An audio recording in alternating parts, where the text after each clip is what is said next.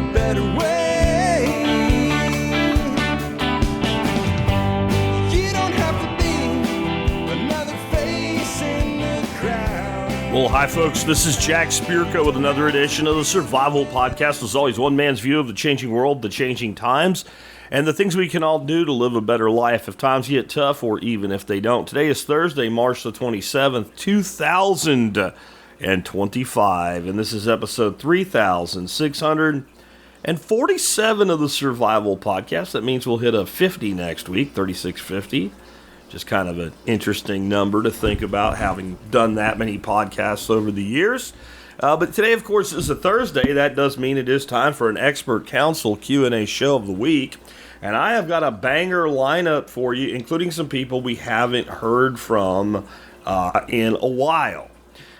Leading off, though, as always, Dr. Paul and Dan McAdams this week with the Ron Paul Liberty highlights of the week. Just as Saddam did not equal Al-Qaeda, neither does Iran equal the Houthis. The first part I completely agree with. The second part, I don't know. So I'll have a little follow-up on that. Matt Searsley, getting your money out of an IRA without paying penalties. He has multiple strategies for doing that. Mike Melito will talk about drills and strategies to get over flinch and anticipation with handgun shooting. I haven't listened to that segment yet. I will when I put the show together for you, and I'll have some follow-up on it. There's a particular drill that I love for this, and I don't know if he'll include it or not. We will see. Andy McCann will talk about what to eat before a workout. I'll have some follow-up on this, including some remarks on what Stephen Lucas said when we ended up talking about health and nutrition at the end of a Bitcoin show yesterday about needing carbs to work out. You know you don't, but you might. But no, you don't, but you might. How does that work? I'll explain it when I get there. Dr. Bones will talk about understanding hepatitis in austere situations. So, if we have a long-term medical breakdown, there's a lot of things that can go wrong. It's a very serious medical illness and difficult to manage, specifically certain forms of it, in good times, so it's even harder in bad. Dealing with an aggressive turkey. Tom Turkey here with Jeff Lawton. I'll have some thoughts on this one too. My instinct is that some of this aggression, the higher levels of aggression, has to do with seasonality. Jeff hits on that, but maybe not from the standpoint that what might really be going on here. I'll just say that it's spring right now, and my gooses are bigger dicks than normal. Next up today, we'll have some discussion about alternative investment schemes, which is basically legal Ponzi schemes, and the Fed's politicization of the GDP forecast with John Pugliano, who's been off on a sabbatical for a while and is now back. And then I got an interesting one for you. This was spurred by Andrew from the audience, who really switched on Guy with Plants. He's a guy that I've learned a lot from, and hopefully I've taught a lot as well, too, over the years. Really cool dude. And he asked AI, what should we do about AI taking away jobs, to be ready for our jobs to be taken by AI? I did a little follow-up after reading his. I'm going to go through some transcripts with you and tell you what I think about AI's advice about being prepared for AI to take away your job. I actually think AI is doing a pretty good job of giving you advice on what to do, and the advice isn't, you're screwed, human, go away. It's actually pretty well thought out and logical, and there's some other things we can extrapolate from it. So that's what we've got today. Before we get started, let me just remind you that you can always help support us by doing your online shopping at tspaz.com. That's TSPAZ, tspaz.com. Today's item of the day is the same as yesterday because it's still on sale and still in stock in the refurbished or renewed store on Amazon, which I won't go deep into. Just say renewed doesn't mean what you probably think it means. There's a link in the write-up where you can find out more, but it's just returns. It's not damaged items that were repaired. There's no money in that at the price point of most of this stuff. Amazon couldn't make that work, so this is somebody didn't want it, the box was dinged, whatever. And this is the TP-Link Deco AXC5300 tri-band whole home mesh Wi-Fi system. I'll just tell you, if you want better performance in your home network, this is the tool. It's super easy to install. It works wonderfully. I've had 80 people pounding my network here, and it didn't even blink. Right? You'll probably never have that. It comes with 3 devices. One acts, it doesn't matter which one, they're all the same, but one acts as your router, so you swap your router out with it, and then the other one's linked back to that, and you have Wi-Fi everywhere. And if you decide you want to add on more, it's just, you just buy one, bring it in, and install it. It's super easy. The app that comes with it, it'll put you at the level of like a systems admin, even if you barely know anything about networks. It's really super easy to use. It just works. The retail on it new is $254. $255 because 99 cents there. The price on the renewed version today is $199. This isn't going to be a product for everybody, but if you've been like, I need to upgrade my home network, now is the time, because the renewed stuff does not stay in stock for long and definitely doesn't stay in stock forever. With that, let's go ahead and dive on in and hear from Dr. Paul and Dan McAdams on just as 9/11 did not necessarily equal Saddam being connected to Al-Qaeda, neither does Iran equal the Houthis today. But segueing from that into our first topic is that Tulsi Gabbard, now she was on that call, but she went to Congress yesterday and she reaffirmed what the intelligence community, Big I, Big C, which is the collective agencies of U.S. intelligence, have been reaffirming since 2003. Iran does not have nuclear weapons. Iran is not building nuclear weapons. That's pretty big news. Yeah, it's good. And that, of course, is an old argument they made. A lot of people died over the falsehoods on that whole message back when they were trying to build up the antagonism against Saddam Hussein and the Middle East wars, just how much suffering occurred by that. Well, let's put that first clip up. This is from our good friends at antiwar.com, Dave DeCamp. He wrote up the article, did a spectacular job as usual. U.S. intel says Iran is, quote, not building a nuclear weapon. U.S. intelligence agencies have reaffirmed there's no evidence Iran is developing nuclear weapons. This is Tulsi Gabbard. She was before the Senate Intel Committee hearing yesterday, and she said, quote, the IC continues to assess that Iran is not building a nuclear weapon, and Supreme Leader Khamenei has not authorized the nuclear weapons program he suspended in 2003. So they are not threatening us, yet somehow we're threatening them. They're not able to threaten us without this weapon. Probably even with it, they couldn't threaten the United States. So what is the point of threatening them? Well, they say, oh, but our base is there. They could hit our bases. Well, let's get rid of our bases. Yeah. But the U.S. is threatening them, and Trump is threatening them. The person who promised us no new wars and to end the old ones. Go to this next clip, because this is Trump just a few days ago talking about Iran. He said, every shot fired by the Houthis will be looked upon from this point forward as being shot from the weapons and leadership of Iran. And Iran will be held responsible and suffer the consequences. And those consequences will be dire. So he's saying something that's absolutely not true, which is Houthi equals Iran. It's absolutely not true. But you're right, what you said earlier, Dr. Paul. This is the same kind of sleight of hand that was used in 2002 to get the Iraq war up and running. Remember, Saddam equals Al-Qaeda.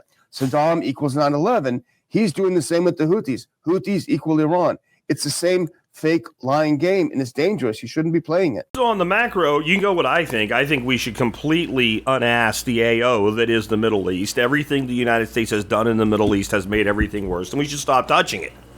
Right? When everything you do, when you touch something, makes it worse, a smart person who is not a sociopath says, gee, I'm doing more harm than good. Even if I want to fix it, clearly I can't. And they stop touching it.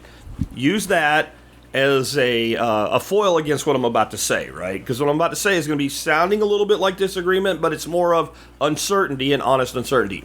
So the contention here, and everything I agree with right up to this point, is but Iran is not involved with the Houthis. They're not providing. So what the accusation by our government is, and remember, I doubt everything government says. It doesn't mean that it's always wrong, though. The Iranians are the ones that have the technology to provide targeting data to the Houthis. Is that true?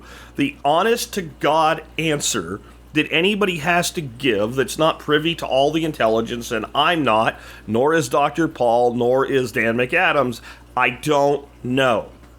because this is not a simple one where, here's an example. When they said Russia blew up the Nord Stream pipeline, anybody with an IQ over like 75 should have immediately went, well, that doesn't make any sense. Putin controls the other end of the pipeline. If he doesn't want gas to go through it, he just doesn't put gas through it. Like, it benefits Russia in no way to do this. So it was an obvious lie right from the beginning, regardless of how you felt about the issue itself, right? Like, you had to be stupid, and you still have to be stupid. If you have to be more stupid to believe it now than to believe it then, since it's basically come out that, yeah, all the conspiracy theorists, hello, here we are, we're right again. Okay, so I doubt government, and then sometimes government says stuff that's so freaking ridiculously stupid that not only do you doubt government, you just go, that's not true, that's bullshit. Okay, this isn't one of those. Iran is a state sponsor of terror. They absolutely are. They do shit like this. They do have fairly advanced technology relative to the Houthi rebels in Yemen. They could be doing this. They also may not be doing this. I don't really know. But I don't think it's as simple and clear cut of, like Saddam Hussein obviously was not behind Al-Qaeda in 9/11. Like, that just didn't happen. That never happened. It never was a thing. And we knew it was not a thing, and we wanted to invade Iraq, so we did it anyway. Like, that's pretty obvious. This here, I don't know. I don't know. I just don't know. Now, the comments about Iran not pursuing a nuclear weapon. Not only is that appear to be true, I think there's a bigger thing going on here that's actually good news. And that is this renewed relationship between Russia and the United States is doing some things to take some pressure off that steam right there. With Russia saying, look, what Iran's saying they want to do is build nuclear energy. And so, what if we provide them the ability to make nuclear energy, and you can see what we're giving them, and it's all stuff that you can't make a bomb out of? Now, I know some of you are very skeptical about that. I find that easier to believe, okay? I find that easier to believe than Iran has no connection whatsoever to the Houthis. You see what I'm saying? There's room for doubt here. See, here's the thing. Even when you disagree with somebody, you can agree on the macro, and that is, the smart thing for us to do would be not be there. Move our shit out of there. We have no business there. It's not ours. Right? Like, one of the few things that you can really glean from science fiction is the Star Wars philosophy of the Prime Directive, basically a doctrine of non-interference.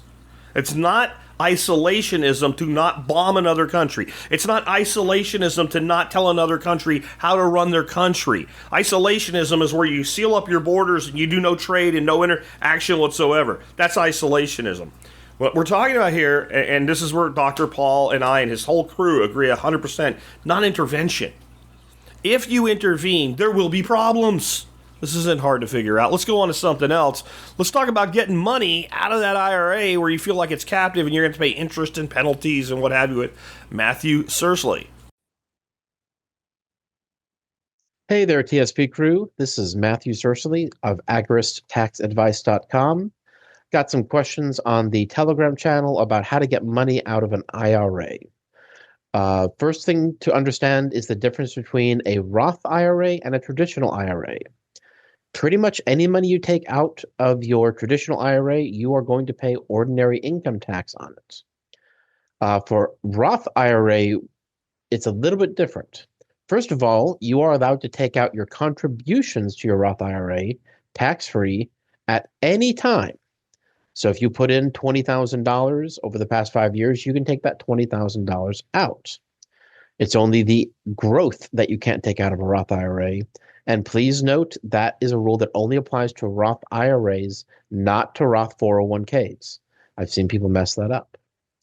Now, ordinarily, you need to wait till you're age 59 and a half to withdraw the funds from a traditional IRA or the gains from a Roth IRA tax-free.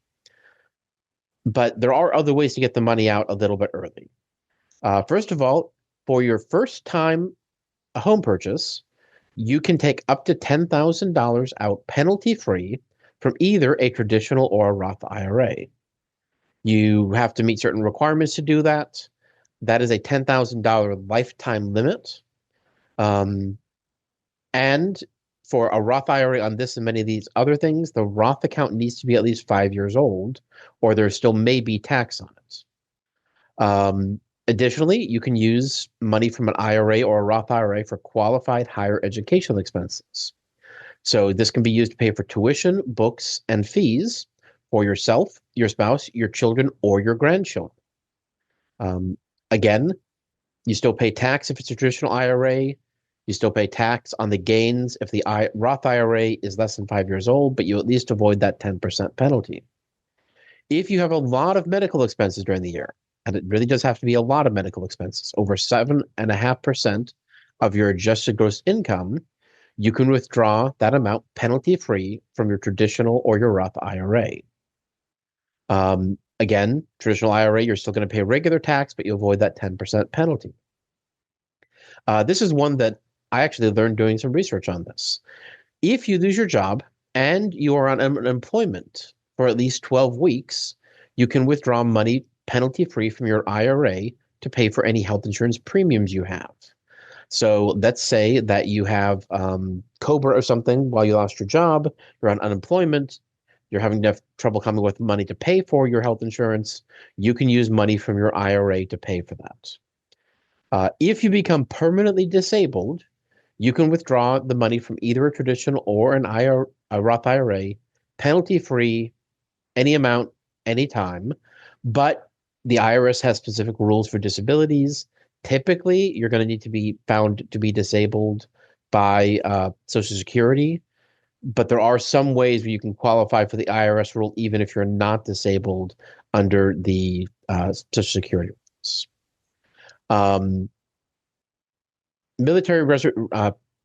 Military people, if you are on a reservist and if you are called up to duty, you are allowed to withdraw money from your IRA to pay for various expenses regarding keeping your family life going, paying your house, etc. So as long as you're called for duty for more than 180 consecutive days, you can withdraw IRA funds penalty-free. If you have either an adopted child or the birth of a child, you can withdraw $5,000 penalty-free to pay for costs of the birth or the adoption. That withdrawal has to be done within 1 year of the birth or the adoption of the child. One nice thing about this one is you can actually repay that money. So most of these, the money comes out and you don't get to put the money back in other than the standard caps, whatever they are in the year you're doing it. But with this particular way, you can take the money out now and then you can, get the money back into your IRA later so it can grow. If you have an inherited IRA, first of all, congratulations. But any money you take out of the IRA will be without penalty. And in fact, depending on the type of IRA, you must start taking the money out typically within 10 years of the receipt of the IRA. It needs to be fully drained. But that is one thing to know, that if you inherit an IRA, you don't wait until you're 59 and a half. You take it out and it is penalty free. Now, finally, there's an incredibly complicated rule called the SEP rule, the Substantially Equal Periodic Payment Rule. This basically lets you retire before age 59 and a half. You cannot have a job while you're doing this. And it basically lets you set it up almost like an annuity, where you say, I will take this amount of money out of this IRA every single year until I die. If you're going to do this, you need to work with a tax professional because it's very hard to mess up the formulas on this. And if you're off by $1, you will pay the penalty on the whole amount that you take out before you're 59 and a half. But if you are somebody who's been putting that money away and you've got, several $1 million in your IRA, you're ready to retire, this can be a way to retire before you're 59 and a half. IRAs are great ways for people without a job to legally avoid some taxation. I'm a big fan of having a Roth IRA or a traditional IRA. If you have any questions or want to talk with me about this or anything else, please schedule a free call with me at agoristaxadvice.com/TSP. Hope to hear from you soon. So just the one add I'll have to this one is just remember, kids, if you just do a Roth IRA, you can always take out all the money you contributed tax-free and penalty-free. You just can't take out the interest and dividends, etc., that you've earned on the money that you put in, because when you do a Roth, your money was already taxed. And I will tell you, Matt knows that and all, but there are a lot of people, including CPAs, etc., who still are not with the plan on this and do not understand. It's just filling the form out the right way. So let's say you have a Roth IRA and you've contributed $100,000 to it over the years, and there's $250,000 in there. It's done fairly well. You can take up to $100,000 of it out and pay the government not a effing thing. And this is why I always, and I don't care about your one attempted exception about why it would be better if. This is why I always recommend the Roth option with IRAs or 401ks. And if you work for an employer who has a 401k plan without a Roth option in 2025, you need to go to your HR Karen and you need to annoy the shit out of her until she gets a plan in there for you with a Roth option. Because there is no reason at all for anybody to have a 401k without a Roth option today. It doesn't change anything for your employer. It doesn't cost them any more money. It has absolutely no impact on them whatsoever. And I thought it didn't exist. And just last week, I heard from two people based on a comment I made that emailed me that said, I have a 401k at work, conventional only. And I told both of them, go pester HR Karen and just like once a week, hey Karen, are you going to get us our financial guy in here from Edward Jones or whoever? We need a Roth option. Karen, hey, what about the Roth option? And get other people in the company. What about the Roth option, Karen? Why don't we have a Roth option? Do you hate us, Karen? Why, are you too stupid to know how Roth works, Karen? Be a little nicer, but you get my point. Badger, because the squeaky wheel, it gets the grease, not just in the military, in all things. Next up, let's talk about handgun drills with Mike Melito. Hey TSP, Michael here from Gunfighter Life Podcast, coming at you with another Q&A segment. This one's from Aaron. He says, can you suggest some drills and strategies for overcoming recoil anticipation when shooting handguns? I am left-handed and consistently shoot low and right. He goes on, we'll come back to it. A seemingly simple question. If you didn't think someone could wax philosophic on handgun shooting, you're about to hear it. Handgun shooting, to be competent with a handgun, requires dedication and training. There are some things you can do, which we'll get to, but there is no quick fix, no hack for this. Everything is solved by a meme or a tips and tricks or a whatever 5-second long TikTok video. Being a good, competent handgun shooter requires training and dedication, and it is a very perishable skill. I dare say there are a lot more people that have handguns than there are competent handgun shooters. The most consistent problem with shooting a handgun is people dropping the shot. Flinching, anticipation, call it whatever you want. Usually for a right-handed shooter, shooting low left. In this case, for the lefty, shooting low right. This is the major issue with handgun shooting. And people have different levels of natural ability, just like any other thing, in different disciplines. And some people have that in handgun shooting, but nobody popped out of their mama loving a controlled explosion happening in front of their face, which is what handgun shooting is. Just a few notes from my background for some bona fides here. I am a state pistol champion several times over. I was a law enforcement, FBI, handgun instructor. I have taught more military, law enforcement, and civilians than I could even try to put a number on. Be wary of anybody that says they have a quick fix for this problem. Because if they did, either A, they have some secret that nobody else knows about, not Navy SEALs, not Green Berets, not FBI. Well, those guys know about it, or else they would just do this quick fix and they wouldn't have to train all the time with a handgun. Either that or it's snake oil.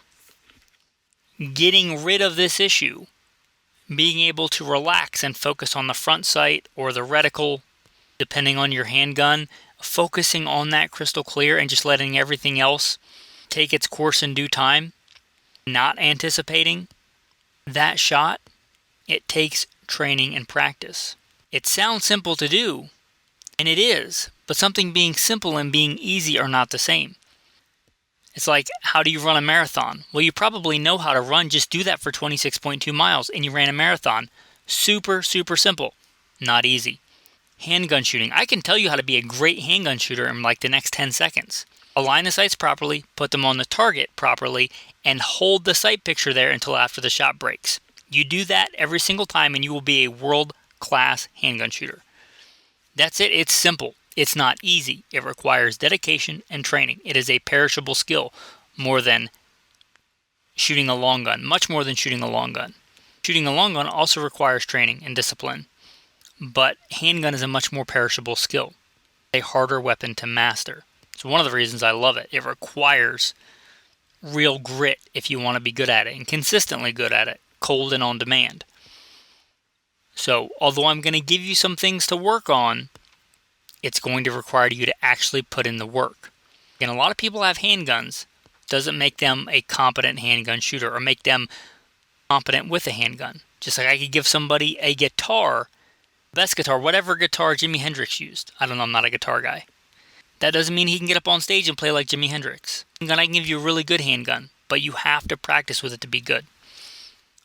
Now, Jack gave a drill, which I will get to, but the number one thing I'm going to tell you is dry fire, dry fire, dry fire. All the top shooters that I know, they all have one thing in common. They all dry fire. They all dry fire. Dry fire. There are some things you need live ammunition for, but a lot of times you will get better faster with dry fire than you will with live fire. By dry fire, I mean practice with no ammunition, no live ammunition in the gun. Snap caps or an empty chamber. With most modern guns, that's not going to affect anything. You're not going to break your gun. Dry fire. Hold your sights on target. Keep them there. And focus on those sights not moving through the firing cycle. If you're fairly new to this, meaning like you don't have hundreds of thousands of reps in and you tell me the sights don't move, I'm going to tell you you're not paying close enough attention.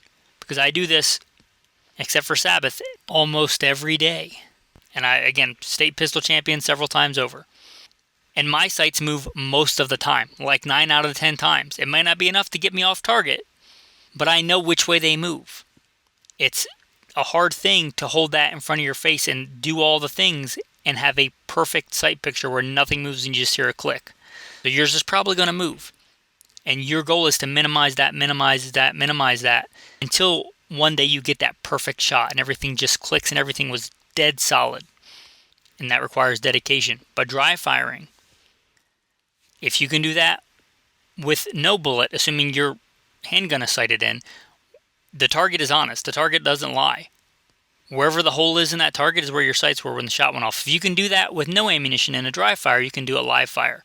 If your mental game is solid. And like many other sports, the mental game is the most important one. But if you can do that, you possess the physical skill to do it. If you start dropping your shots with live ammo, the drill that Jack suggested is a very good one. And that's the ball and dummy drill. Just like dry fire, except you mix it in with live fire. You can load up a couple of magazines, yourself or have a buddy do it and load up the gun, and you won't know when you have a live round and a dummy round. And then you will very quickly see that you are in fact dropping your rounds, anticipating that recoil. It seems like you already know that you do that. This can be a good fix if you already know proper form and you're starting to slip into that to get you back on track. You first have to know how to do it properly to begin with. You also mentioned that you're doing this with a 44 Magnum and a 10 millimeter. Shoot with a 22, shoot with a full-size 9 millimeter, and see if you are still doing that. If not, I bet you can deduce what the issue is. Waxing philosophic here, what is the goal of shooting? What is the goal of having a gun? Is it to make noise? Is it to look cool on Instagram? Or is it to get hits on target? I don't care what the caliber is. If you don't get a hit on the target with that bullet, the caliber is irrelevant. So think about that. I know it's a seemingly simple question, but it does require some honest discussion of bigger issues. Going a little bit longer, I hope Jack decides to keep it in. I think it's important. I'm not here to be your snake oil salesman. I'm here to give you quick tips akin to putting duct tape broken radiator hose, I'm here to try to help you be better with a handgun that requires dedication and training. Thanks, guys. Thanks, Jack. Have a blessed day. Well, he did get my drill in there at the end, and I'm glad he did. I don't have to explain it now. I will just say that it is the most powerful drill that I've used in teaching other shooters and in keeping myself doing things the right way. Now, I will also say this. I am not the greatest handgun shooter, and I probably haven't run that drill myself as much as I should with a handgun. But at handgun ranges, I'm fist-sized group, but yeah, we could all be better. And remember, you always fall back to your lowest level, not your highest level of training in a stressful situation. But where that technique, that drill has worked wonders for me, isn't really been with handguns. It's with shotguns. And shotguns specifically shooting skeet and clays. But this is why I think it's very effective for handgun shooters as well. We've all had the experience. You're working with a shooter, you're watching them shoot, you tell them you're picking your head up off the stock, you tell them you're pulling low left, whatever, you tell them you're anticipating, and they say what? No, I'm not. And in many instances, what I'll do is have them shoot, and now that everybody has a video camera, like super high quality HD video camera in your pocket, I'll video them. And I'll show them what I'm talking about. Head position, a lot of things I can do that with. But there is something, and it is more powerful than when you're dry firing. See, when you dry fire, there will be no recoil. You're very focused on it. It's a very useful drill. It really is. But when you're out at a target and you have somebody load your weapon for you, hand it to you over your shoulder, and you slow fire at a target, and 1 in, let's say, 5 rounds fail to discharge, you see what you're doing in a way that you will never see just dry firing alone. It's something that it goes in and it registers with the brain and it connects to the muscle memory. And then you understand what you're doing. Usually with a handgun, it is, to your opposite of your hard side. So, most people that shoot low left are right-handers. And they kind of just pull because they're anticipating that recoil. And even, I've had people tell me that have this problem, but I don't fear the recoil. You don't fear it, it doesn't mean that you're not reacting to it before it happens, right? Like, a grown man shooting a 9mm shouldn't be afraid of it, especially if you've done it before. It's not painful or anything. It's not like shooting a 458, Winchester hot load out of a rifle that beats the shit out of you, but we still react to explosive things moving in our hands. So, I really think that is a great drill for everybody to do in every discipline. With that, let's go ahead and hear from Andy McCann on what to eat before a workout. Hello and good morning. This is Andy McCann coming to you from Woodstock, Georgia, where I own CrossFit Garage, a gym to help you get healthy and fit. And I had a question on Telegram, and I'm not on that often. I need to get on there more.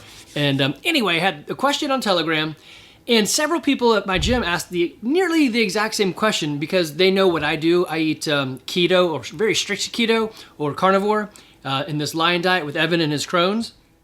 Anyway, right now we're doing the CrossFit Open, and so the question comes up, hey, what do you eat before you really want to throw down in an event? Or the general question is, hey, what do you eat before you work out? All right, so the answer is always, it depends. If you aren't really doing anything and you're just getting started, then it doesn't matter. Don't change anything. I suppose I could tell you maybe don't eat a massive amount of pasta before you go out and work out because you're going to see it again. So if you're just starting the journey, just, get into the habits. But I'm going to answer this like it's me. What do I do? And especially if I want to do really well or compete. So I've saved up like for the Open. So typically for me, I'm eating 6 eggs in the morning when I wake up. I have about 30-40 minutes for it to digest, and then I go to the gym. But I'm also not looking to throw down all the time. If I know I've got a serious workout that I really want to do, I want a more clear stomach, so I'm probably going to eat maybe 2 hours ahead of time so I have enough time for that food to get out of my system. Also, I would probably throw in some avocado or maybe a little bit of a sweet potato. I would definitely drink some coffee or have some caffeine, and I'd make sure I'm taking my electrolytes, whether it's one you made on your own or the LMNT. Any of them will do. Just make sure you're well electrolyted, especially if you're doing carnivore. Now, if you're a normal human, not weird like me, and you want to just perform a little bit better, then I would take it in stride of how do you feel after you work out? So if you feel dizzy or lightheaded after working out, let's say you're working out in the morning and you're done and you're like, we're in the middle of it and you just feel off. Well, did you eat anything? If you didn't, then I would try eating something before going in. Typically what I would do is a spoonful of peanut butter or maybe a small whey shake, so some whey protein and some water. I don't know if I would do milk. You'd have to experiment with that. I guess the real thing is experiment with everything. So give yourself a spoonful of either peanut butter, almond butter, or something, and see how it goes. If it doesn't quite fill the void, then maybe add 2 spoons of peanut butter, or make your smoothie a little bit larger. The thing you want to, I guess, struggle against is how full will you be? It's kind of hard to exercise on a full stomach, but I do these long adventure races where we're in the woods for 12 to 24 hours, and you have to eat while working out, because there's no other time to eat. You have to eat, right? So I'm kind of used to that. Now, again, I wouldn't eat a big thing of spaghetti, but everybody's gonna be a little bit different. Having something in your stomach is better than not, but not everybody reacts the same. Go slow and steady. Again, start with peanut butter, maybe add a hard-boiled egg or a scrambled egg. Depends on your time frame, right? So I had a buddy who was trying to solve for pre-diabetic, and he was like, well, I want to take my protein smoothie before I work out. I'm like, yeah, but what are you solving for? Movement or pre-diabetes? And he's like, well, diabetes. I'm like, okay, well then how much sugar is in that smoothie you're drinking? And it's a lot. So watch out just by going to some unnatural foods or shake foods like a drink. You're probably going to start ruining some of the other things you're trying to do. So I would lean into real foods first if you can. If time is a crunch, then like I told my buddy, hey, you could always make some hard-boiled eggs the night before, and then you just have to crack them and open them. Or you can even pre-open them if you want. So it doesn't have to be difficult. Obviously, your body wants to burn carbs, so it's going to pull all those carb storages first. If you're like me with no carbs, then it's going to pull from fat first. Your fat is your longer burner or a slower burner. Because we live in America, it's never going to pull from your protein because you can just go eat something. So you don't have to worry about that. But carbs are a faster energy source. You have 3 pathways that you're diving into for a workout, and it kind of depends what you're doing. Is it a 2-hour jog? Is a 1 rep max back squat, right? So it depends what you're doing, for what you may want to eat or the energy you have available. Okay, so that's the morning, but what if you're an afternoon workouter? Well, that's the same sort of thing. If you lack energy, you're feeling like you're dragging into the gym, then I would actually treat myself, make it a pep talk. Like, I'm not a huge fan of going to, Starbucks and getting a very sugary, fun drink, but if you're about to go work out anyway, and it helps motivate you and give you a little pep, then go ahead and do it. So the idea behind fueling for your nutrition is, if I give myself the appropriate nutrients and energy systems, then I'll be able to utilize my time better in the workout. So it's much better to be able to go in our case, it's CrossFit, right? So we want to work out hard for like 8 minutes. If I go in and half-ass it for 8 minutes, then I'm kind of missing the point of it. So I would do coffee, electrolytes, and some sort of food. Now, I would probably not eat a steak before working out either, because that's just going to be heavy. But on the flip side, if my buddies were like, let's go, hike Blood Mountain, then I probably would eat a steak, because I need food that'll last me the long time. I need proteins and fats, because I'm not going to eat the carbs. All right, guys, I hope that helps. I'm going to turn this into, I think it's going to be episode 200 on my podcast. I'm going to go a whole lot deeper into specifics and other energy systems. If you want to jump onto food, fitness, and finance, you'll find me there. Guys, you can always go to the link that I created just for y'all. It is crossfitgarage.com/TSPC, and you'll see all the free stuff that I've been developing as you guys ask questions. Guys, take care, and as always, if you need help, you can email me, andy@crossfitgarage.com. Take care. So kind of the thing I want to talk about here is this idea of needing carbs to work out. Not really in relation to what Andy said, but something that was said yesterday by my guest, Stephen Lubka from Swan Bitcoin. I didn't take him to task on this because we're in different worlds, and I believe in people choosing their own diet, and Stephen's a very healthy guy. But his assertion that, like, to work out in the gym, to lift weights, whatever, that you need carbs is just wrong. But it's not wrong, but it's wrong. How does that make sense? Am I going into a mental loop here? No, it's right for him, but it's not right, period. It depends. Put it a different way. We all know, and this is a sore subject for me, some of you know why from years ago, but if you put gasoline into a diesel truck, you have problems, right? Like, the truck will literally shut off and not run, and it's a lot of work to fix it. However, let's imagine that it's not quite that simple. Let's imagine in an imaginary world that you can put diesel in a gas vehicle and gas in a diesel vehicle, and they'll both still run, but they won't run optimally. So then why does the diesel truck run on diesel fuel? Because it's a diesel truck. In other words, it's engineered and designed to run on diesel, okay? And then the gas vehicle is engineered and designed to run on gasoline. So if you put the wrong fuel in the wrong vehicle, you get poor performance. And honestly, if you put some of the wrong fuel into that vehicle and it's still mostly the other fuel, that's exactly what you'll get. You'll get poor performance, but the vehicle will still run, albeit shitty. Your body is not a car. You are not a mechanical machine. You are a biological machine. And you are an adaptive biological machine. So the reason that a person who eats carbs and doesn't eat a diet that is meat and fat centric and very low carb thinks they need carbs when they go work out to have more endurance is because they do. Because they have biologically adapted to be carb fueled. Don't tell me that you need carbohydrates to work out, and then let's look at Sean Baker or Ken Berry and the fitness level those men have.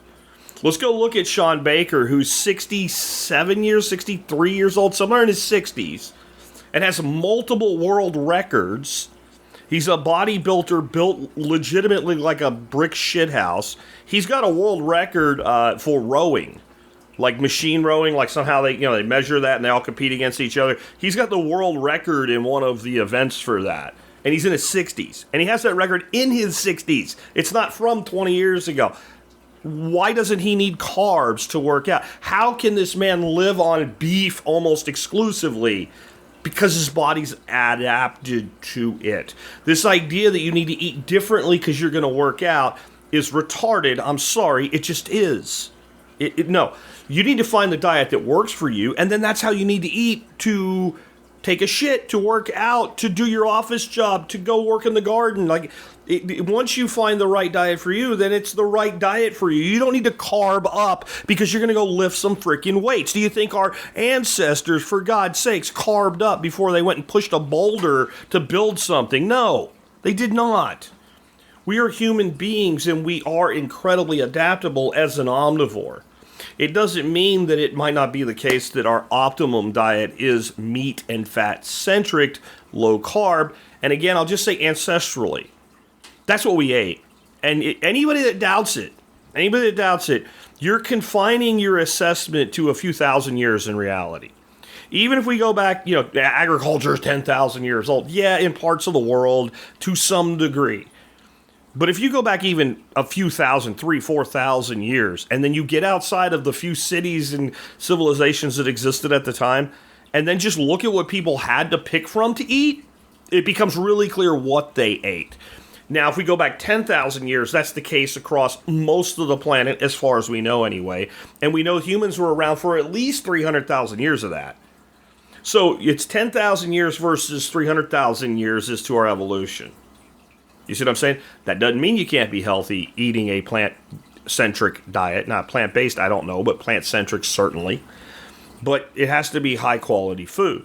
And it will work either way depending on your adaptation. And I do think there is both epigenetic and genetic components to what's optimum for people. Just some thoughts I have on that. Let's move on now. And next we're going to hear about your liver and hepatitis in austere situations from Dr. Bones. Hi, Joe Alton, MD here, also known as Dr. Bones of the survival website doomandbloom.net, co-author of the Book Excellence Award-winning 4th edition of the Survival Medicine Handbook, and designer of quality medical kits at store.doomandbloom.net. There are all sorts of diseases that may confront the caregiver in off-grid settings, and some affect the entire body and others affect a particular organ in the body. Today we're going to talk about the human liver. Although the body's largest organ is, surprise, the skin, the skin is actually considered an organ, the largest internal organ is the liver. The liver is reddish-brown, sort of cone-shaped, and is located in the upper right-hand corner of the abdominal cavity under the diaphragm at the bottom of the rib cage, and over the GI tract and the right kidney. In most people, it weighs about 3 pounds. The liver is so important to survival that any impairment in its function can be life-threatening. It has many duties, including production of bile, which is a fluid that you need for digestion and absorption of fats in the small intestine, filtration of certain toxins from the blood, like alcohol, let's say, storage of certain vitamins and minerals like vitamin A, B12, D, E, K, iron, and copper, regulation of building blocks called amino acids that are needed to make protein, maintenance of normal levels of glucose, that's sugar, in the blood by storing and releasing it as needed, production of cholesterol, you actually do need cholesterol, producing urea from toxic substances like ammonia in your body that is then excreted by the kidney, so it works with the kidney to do that, processes out old blood cells, and even produces certain hormones. So you can see how important a functioning liver is. If the liver is diseased, it can become enlarged and tender. This compromises its ability to perform functions like helping your body eliminate toxins, digest food, store energy, and all sorts of other stuff. So how can the family medic evaluate the liver? The simplest way of evaluating the liver involves standing on the right side of the patient as they lay flat on their back, and you use one hand, or two if the person has a big belly, starting halfway between the right side of the belly button and the person's side. The liver will feel more solid than the surrounding intestines. What you need to do is slowly and gently press downward as the patient takes a deep breath to see if you can feel the solid edge of the liver. At first, you probably won't that far down, but it's a good starting point. You have to then move steadily upwards each time during the patient's deep breath in until you're just under the lowest rib.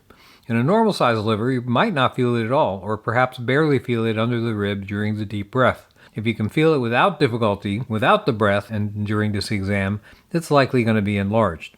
Let's talk about liver inflammation. Hepatitis is the term that's used for inflammation of the liver. Mostly caused by viruses, this condition disrupts the body's ability to process toxins and can be life-threatening.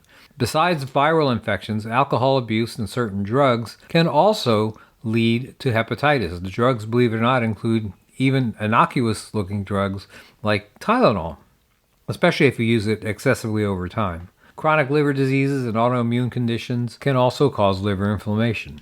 The symptoms can range from none at all to life-threatening. The hallmark of hepatitis is something called jaundice.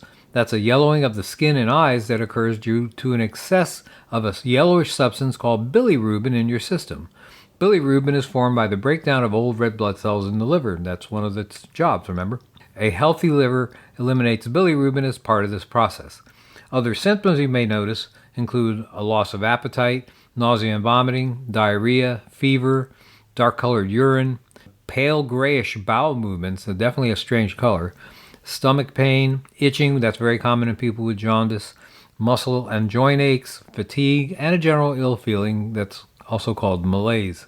There are various types of hepatitis listed as A, B, C, and E, actually. Each has its own characteristics, but many symptoms are similar. Some types are related to poor hygiene, others from poorly prepared food or contaminated water, and some are even transmitted sexually.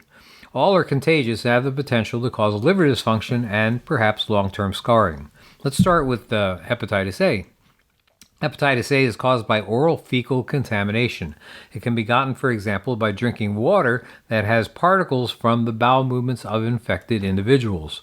It begins as a flu-like syndrome and then quickly manifests many of the symptoms that I just mentioned, like jaundice, 2 to 6 weeks after exposure. It can also be transmitted sexually. In normal times, a restaurant employee who doesn't wash his hands after using the bathroom can pass this disease along to customers. In survival, failing to purify water, well, that can cause an epidemic of hepatitis A, and that could greatly affect your group's general health and work efficiency and overall survival.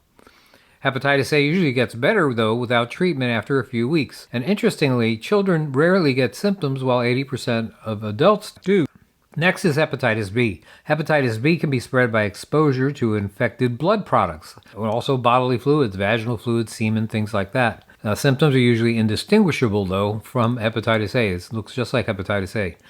Hepatitis B, however, can cause scarring in the liver, which leads to a chronic condition known as cirrhosis. That's cirrhosis.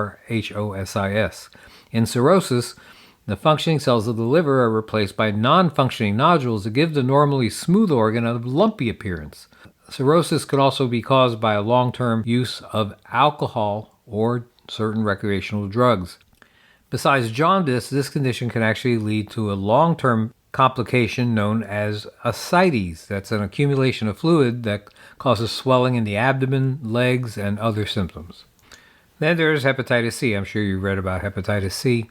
It can cause acute or chronic infection and is seen most often in older individuals. It can be contracted by intravenous drug use, a transfusion, or unsafe sexual practices.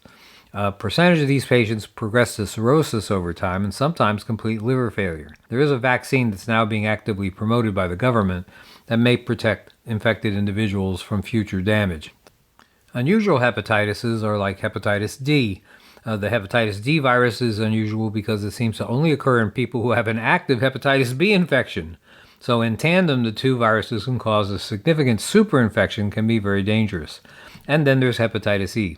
That's typically an acute infection that's sometimes associated with eating poorly cooked pork or wild game. Luckily, it's self-limited, which means that it gets better without treatment after several weeks. Some types of hepatitis E virus can be spread by oral fecal contamination, well, similar to hepatitis A. Off the grid, the family medic's not going to have modern medical technology, but they can still help the patient recover. It's important to make them comfortable by encouraging rest, assuring good hydration. You can give antihistamines like diphenhydramine, Benadryl, as needed for symptoms like itching. There's a few detoxifying and anti-inflammatory herbal remedies that may help support a liver that's afflicted with hepatitis. Some of these supplements include milk thistle, artichoke, dandelion, turmeric, licorice, red clover, and green tea. Now, these aren't cures, but they may assist your other efforts by having a restorative effect. And there are nutritional strategies, too, that might have a good effect, too. You avoid fatty foods and alcohol, increase your zinc intake, decrease protein intake, improve your hydration status. A lot of people are walking around dehydrated all the time, and especially use herbal teas, vegetable broths, and diluted vegetable juices. These are supposed to be very good for this. It's also important to practice good hygiene by washing hands after using the bathroom and before preparing food, washing dishes with soap and hot water, avoiding eating or drinking anything that may not be properly cooked or filtered, making sure children don't put objects in their mouths, that's important, using condoms to prevent sexual transmission, and not sharing personal items, if at all possible, like toothbrushes or razors with infected people. Although viral diseases are difficult to treat off the grid, many can indeed be prevented with a plan of action. You focus on prevention, and you'll ensure your people will keep it together, even if everything else falls apart. This is Joe Alton, that old Dr. Bones, wishing you the best of health in good times or bad. Thanks for listening. Hey, learn about more than 200 off-grid medical topics in the award-winning 4th edition of the Survival Medicine Handbook. Get your family medically prepared with quality kits and individual supplies from our entire line at store.doomandbloom.net. You'll be glad you did. All right, next up we have a rage-infused turkey, and this can be a problem. A rooster can be a problem. A turkey can be a bigger problem, especially an aggressive tom. Jeff Lawton has some thoughts on this. Hi, Jeff Lawton here, coming to you from the Middle East in Jordan, where I'm on consultancy at the Green in the Desert project. I have a question here about an aggressive tom turkey.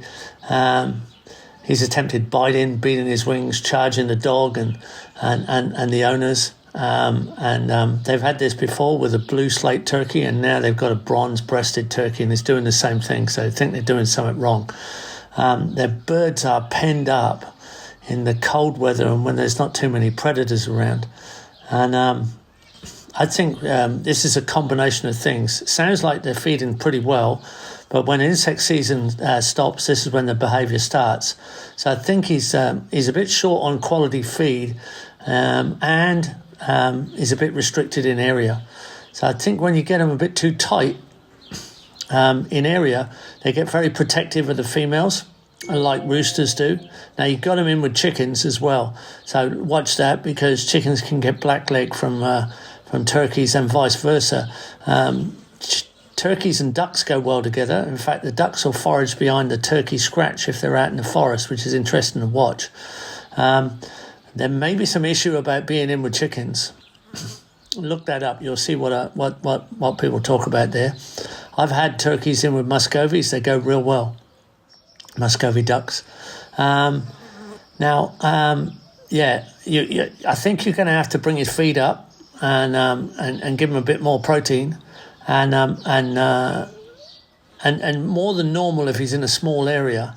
So it's either give him a bit more area, give him a bit more space, and better food, or if you can't give him more space, really bring the food up on him while he's confined in that small area. It's obviously a frustration, and don't let him get away with it. Give him a good knockabout when he comes for you, if you can. But you'll get exactly the same thing with big chicken roosters in a small area where they're a bit deficient on food and scratch activity. They'll get aggressive, but a turkey's a much bigger bird to deal with. So I can understand your frustration there. So yeah, give them a bit more area, give them a lot more food, especially some extra protein. It might be expensive, but you might be able to sort out some cheap sources. And I can understand your frustration. It's winter, so it's none of that's so easy to do. There you go. I definitely agree with everything Jeff said, but I also think there just may be a seasonal component to this with mating season and becoming more aggressive during that time, because you're coming into winter, you come into spring. That's turkeys, like geese and other poultry. Most are not like chickens or ducks that lay throughout most of the year. They lay in a fairly confined period, 60-day-ish period, and all the breeding happens around that particular cycle in the females. And during that time, males tend to become more aggressive. My geese are not really aggressive. They're like the least aggressive geese I've ever seen. These pilgrims, they just seem to be chill. Right now, the female's laying eggs. She's trying to go broody, but I don't know if she's going to get it right again. And the two males are absolute dicks. Now, they're not actually doing anything because they're cowardly dicks, but their neck out, hissing, throttling their feathers, flapping, and just being general nuisances. And I know full well by the time summer gets here, that will be over. That behavior will cease, and it will come back next year. They're not the problem that this turkey is. They don't have spurs, etc., and they have no willingness to commit, right, to an attack. They just kind of like bluff. Turkeys can be kind of dangerous. They're fairly large, even a smaller breed, big spurs, and they're designed to fight. Like, that's what they do.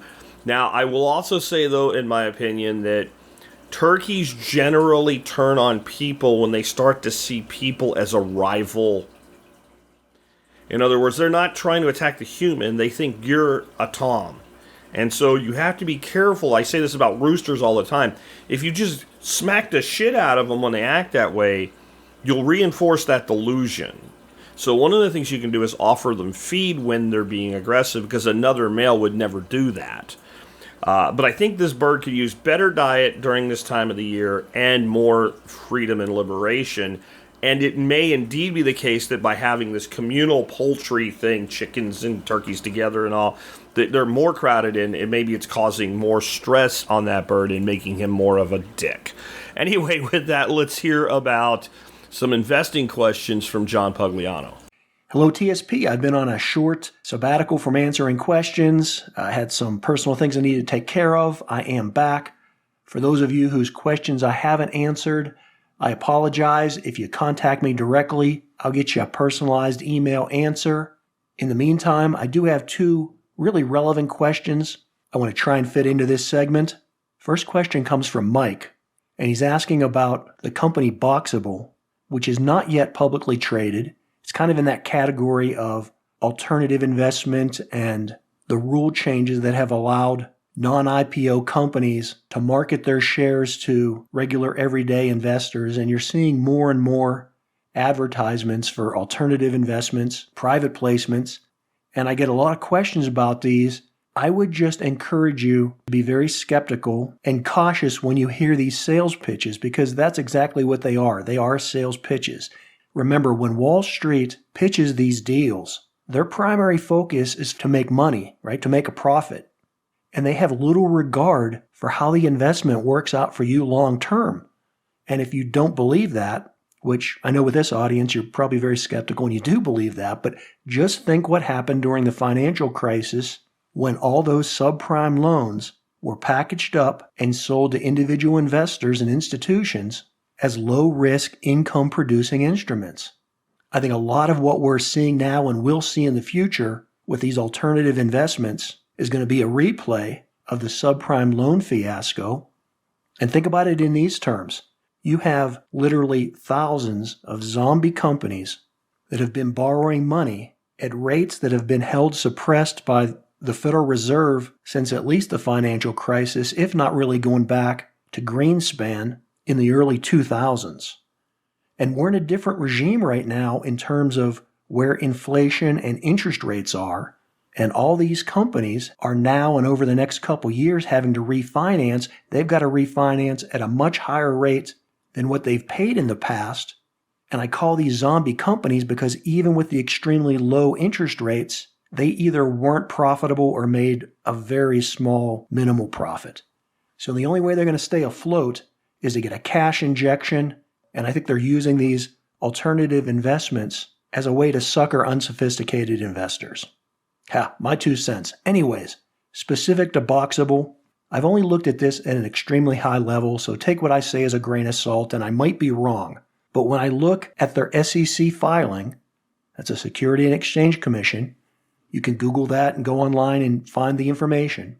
But if I'm reading it properly, it looks like Boxable already has well over 3 billion shares approved for issuance. Now, I think they only have around 1 billion or so that are actually issued, but they're authorized a total of something in the range of over 3 billion. That's billion with a B. So don't look at the fact that you're only paying 80 cents a share for it. Look at the overall market capitalization and how much 3 billion shares adds up to. And to put that in perspective, a company like General Motors, the big car company, they only have a total of 1 billion shares authorized. So again, it's only 80 cents a share. If you want to throw some Las Vegas money at it, have fun. But my quick take on it is that the numbers just don't add up. And speaking of numbers not adding up, Fred has a question about the GDP Now forecast from the Atlanta Federal Reserve. Now, this is a widely quoted forecast about the current GDP of the quarter that we're in. And if you've been watching it as of late, it's been literally all over the map. Fred's specific question is, do I think a recession is coming because that Atlanta Fed GDP Now is currently predicting negative growth for the first quarter of 2025? Well, Fred, I wouldn't put any weight into the Atlanta GDP Now forecast. And I say that especially now because I think they've taken a very political tilt to their analysis. And also remember, there are 12 regional Federal Reserve banks, and each one does some varying forecast specifically to the Atlantas. They're not talking about just their region. They're projecting negative GDP growth for the entire U.S. economy. But you compare that to the Federal Reserve Bank of New York, which is currently, as I record this, projecting GDP growth of 2.7%, while the Atlanta Fed is projecting a negative GDP loss of 1.8%. I think their numbers are insane, and again, highly politicized. The reason I say that is that literally just 2.5 weeks ago, they were projecting an even lower estimate of something like negative 2.9 or negative 2.8, something along those ranges, which is, again, it's 180 degrees out of phase with not only what the New York Fed is projecting, but even the Atlanta Fed themselves. If you go back to the beginning of February, they were predicting GDP growth of over 3%. So it's always been minutia. The reason I say it's being politicized is that The mainstream media has picked up this story. They're really running with it. I think they're trying to create the narrative of a coming recession. They're putting all the blame on Trump policies of everything from tariffs to federal worker layoffs. And the reason I emphasize that this is political is that the GDP Now forecast is supposed to be projecting what the current state of the economy is.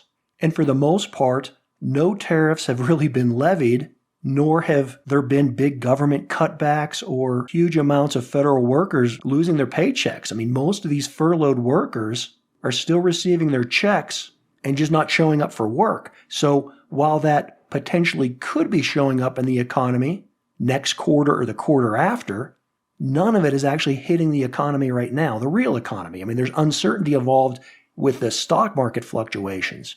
But for the Atlanta Fed to be projecting this much of a negative GDP in this quarter when nothing's actually taken place, I think is pure politics. One other thing, and I'm out of time here, but consider this. A lot of what their projections are based on is the potential unemployment rate of all these federal workers. Well, what were the numbers? Something like 25,000, which again are still receiving paychecks. And even if you add in ancillary contractors, and I've seen the numbers as high as 2 or 3 contractors could be laid off for every individual government employee, but still add up the numbers. There's over 163 million working Americans. The percentage being affected by proposed government layoffs really barely moves the needle. And the real question is, are there really ever going to be any layoffs? Or is there really going to be any decrease in government spending? I think all that's totally up for question. And the other side of this is, and this gets back to where the Fed is politicizing this, they're just saying, hey, we're plugging this in our models, and this is what we're coming up with.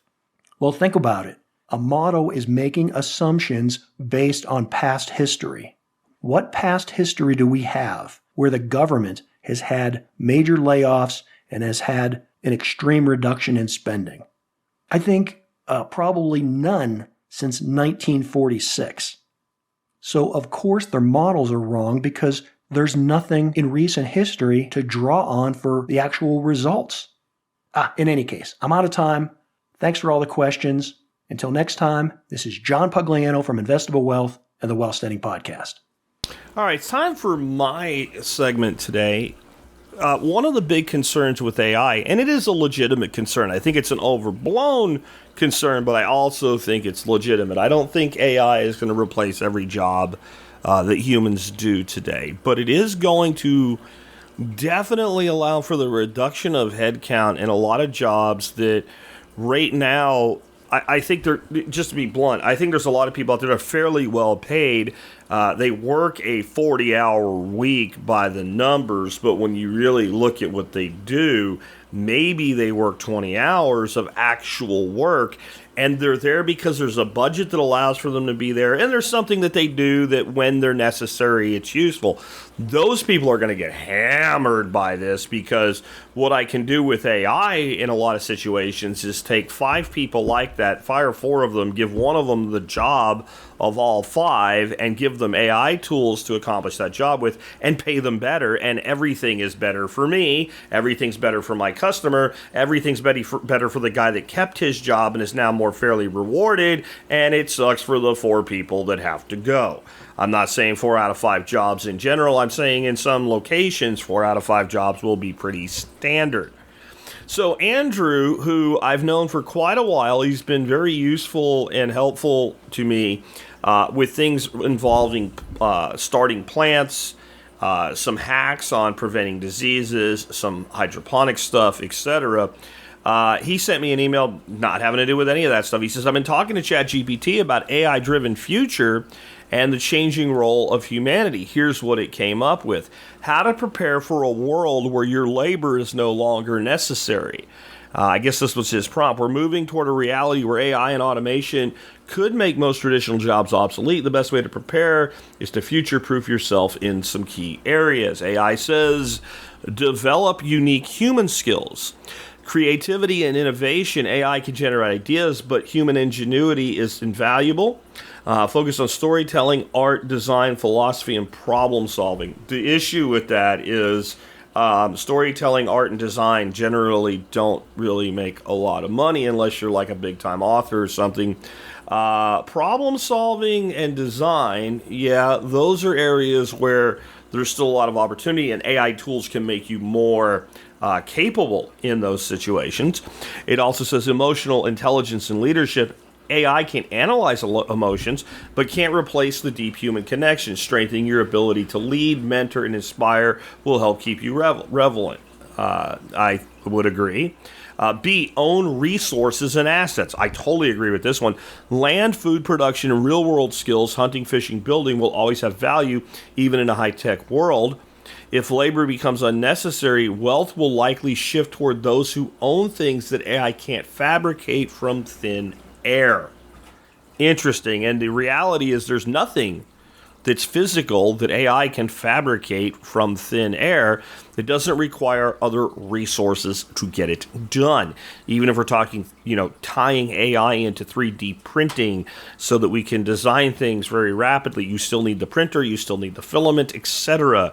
And you still need to know how to use the product that comes out or market the product that comes out and things like that. But owning things is actually the secret to stability of wealth right now, and it has been for thousands of years. The wealthy own and control things. The poor work for money. That's not really a new thing. Embrace technology and stay adaptable. Rather than resisting AI, learn how to use it to your advantage. Explore new digital economies like AI-assisted entrepreneurship, content creation, and even VR-based experiences.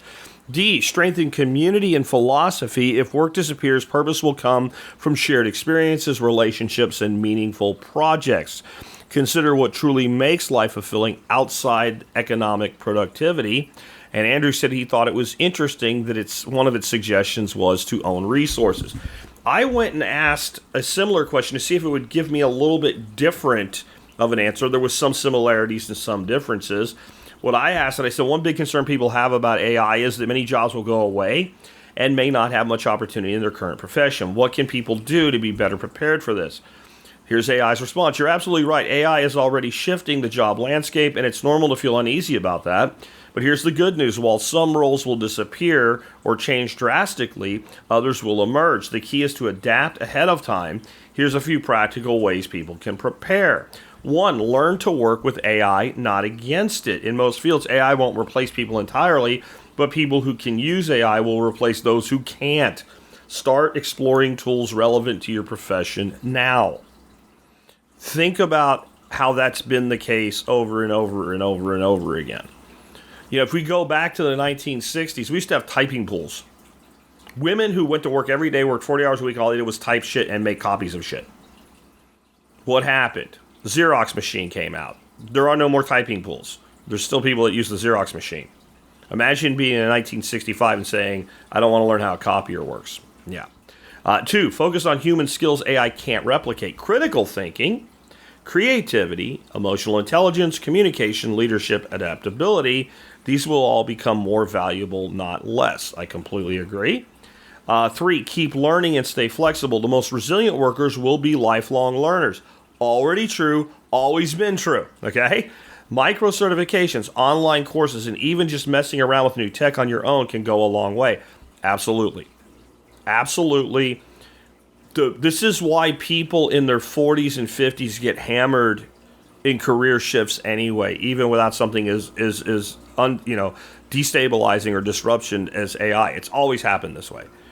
If you're 25, when the internet rolls out and email becomes part of daily work and everybody's using computers to do something at work, unless they're like, swinging wrenches or something like that, or hammers. But the office environment was invaded by computers about the mid-90s. People that were 25 years old just rolled with it. And you think, well, they already knew how to... No, they didn't, because we didn't have computers at home very much yet. Because they were willing to be adaptable, and that's just what we got to do now. And they didn't know, well, we've always done it on paper, right? They didn't know that, so they just did it. But the person that was like 55 trying to make it to 65 to retire often got just rolled over by all that, by the young crowd coming in, the aggressive, and then the reduction of headcount, who you can get rid of. The 25-year-old guy that got with the program, or the 55-year-old guy that bitches all the time that he doesn't want to do it the new way. Yeah? Okay. So it's not really different. It's just a different scenario of the same outcome, right? This is my favorite one out of everything ChatGPT said to me. Look for problems, not just jobs. If you can identify a pain point and use AI or other tools to solve it, you're creating your own opportunity, whether that's freelancing, entrepreneurship, or consulting. Yeah, I've said this before. We will never run out of jobs until we run out of problems. And the number one way to identify opportunity is to find problems and then develop solutions to those problems, right? And unfortunately, we have a lot of people, because everybody wants to be an entrepreneur today, they do it absolutely differently. They find a solution and then try to adapt it to a problem, right? Like, so I'm looking for something to sell. Here's the thing maybe I can sell, and so I have to create a problem that lets me sell the thing. Where if you can actually identify the problem first, and then a lot of times it's not inventing a solution, it's assembling a solution. This thing over here, that thing over there, and this thing over here, when combined along with me, becomes the solution to this problem that these people have. And now you market that. And you don't market, I take these three things and solve your problem. You say, you have a problem and I can fix it for this much money. And some people say, okay, here's the money, fix it. And if you fix it, they say, I'm happy now. And they tell other people, hey, I had the problem and he fixed it. That mindset. That has always been the mindset of the entrepreneur, the successful entrepreneur. Diversify your income streams. This isn't just an AI issue. Having side hustles, investments, or part-time gigs gives you breathing room if your primary job shifts. Back to own resources, right?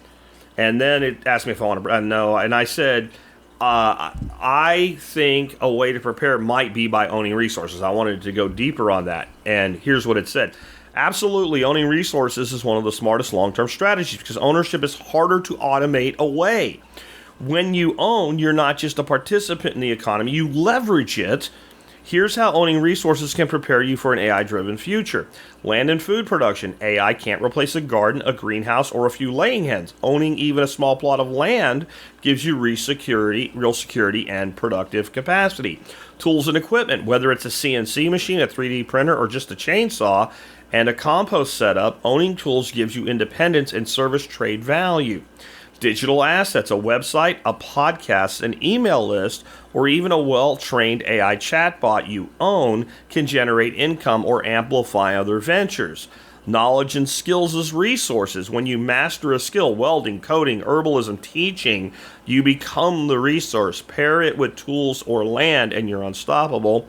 Network and community, not a physical asset, but arguably the most resilient one. Being in a trusted network, especially of skilled people, can give you access to shared tools, market, and support.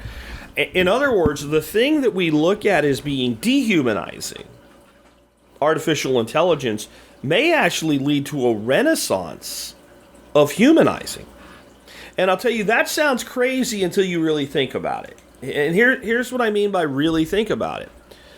If we go back 1,000 years and into more of a historically normal thing for humans, and if we get out of the city-states and the monarchies and we get out into where people lived like they did for 300,000 or more years, at least 350,000 years is how old we think modern humans are now, and I personally believe that number is going to get pushed way back as we continue to explore and learn.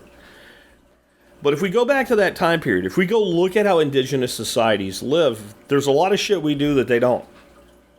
And this allows for time, interaction, and community, and song, and dance, and time around the fire, and everything else. Here's what I mean. Like, you go back 1,000 years, who had a human resources department?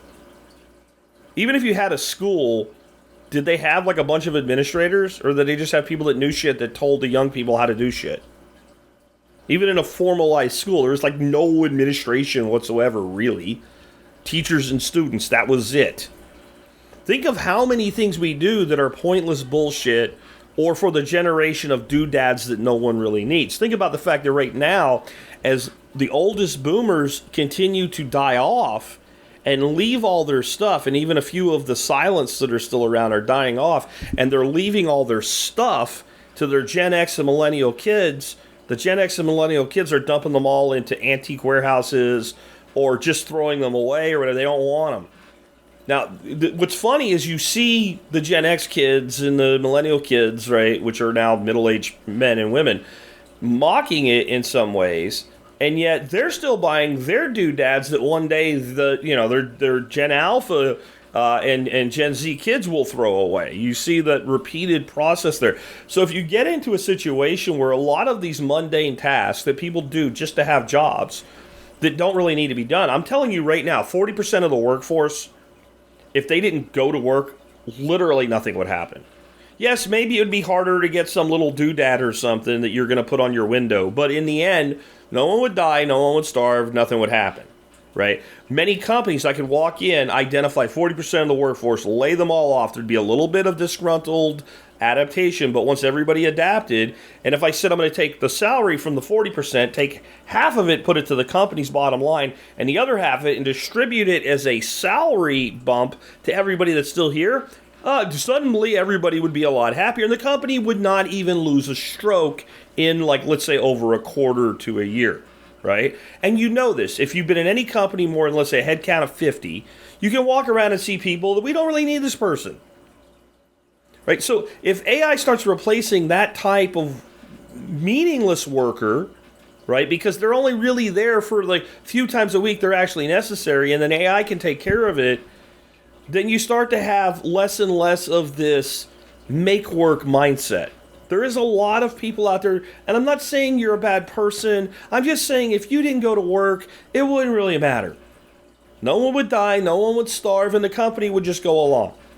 So if we start eliminating a lot of these jobs that are just make-work jobs, and we start having to seek value, if we have to start seeking community, if we have to start seeking a deeper connection, then maybe what gets monetized is that. Maybe that becomes the thing. You know, I follow this one guy on TikTok, for instance. He's called The Steak and Egg. He used to be cooking at keto. He does plenty of things that aren't keto now, and I think he changed his name to do that. But he's basically set up this incredible dining facility in what is his backyard, and it's like he does like one big meal a week that you have to get on a list to go to. And if you think this guy's just selling food, you're out of your mind.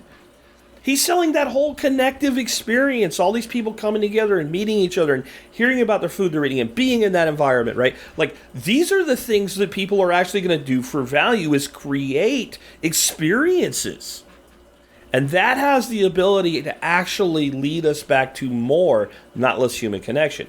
I ain't saying it's all going to be daisies, and I'm not going to say that people are not going to get steamrolled by it. But the people that embrace it, that's what you're seeking, in my view. Anyway, Andrew, thank you for that little side project and sending it over to me. I think it's a cool thing. Hey, if anybody ever comes up with a cool discussion with AI that you think would make a good show segment or topic, send it to me. Or any questions you have or any thoughts you have, always you can send them to me, Jack at thesurvivalpodcast.com. Jack at thesurvivalpodcast.com. TSPC in the subject line will make sure I dig it out of the spam folder if it ends up there. And if you've never emailed me before, it's probably 50-50 that it's gonna. Once you've emailed me a few times, and if you've been in there before, I've probably marked you never spam mark this person, but it's a best practice anyway. TSPC in the subject line, your question, your comment, whatever, in one sentence, or hey, hit return, and then give me details, and I'll be likely to be able to do a really good job for you. Anyway, with that, we have wrapped up the week. Tomorrow you'll have a Friday flashback, and then next week we'll do it all again. And I'm thinking next week we'll go without interruption. I have no travel planned until next month when I'm cruising up to Tennessee to hang out with Nicole Awesome Sauce and the whole crew up there for Living Free in Tennessee, LFTN 25. So until then, we will have regularly scheduled programming unless something crazy happens. Take care, guys, and I'll catch you tomorrow with that flashback. They said you should have a house the American way. $1 down, $1 a month, and you'll never have to pay.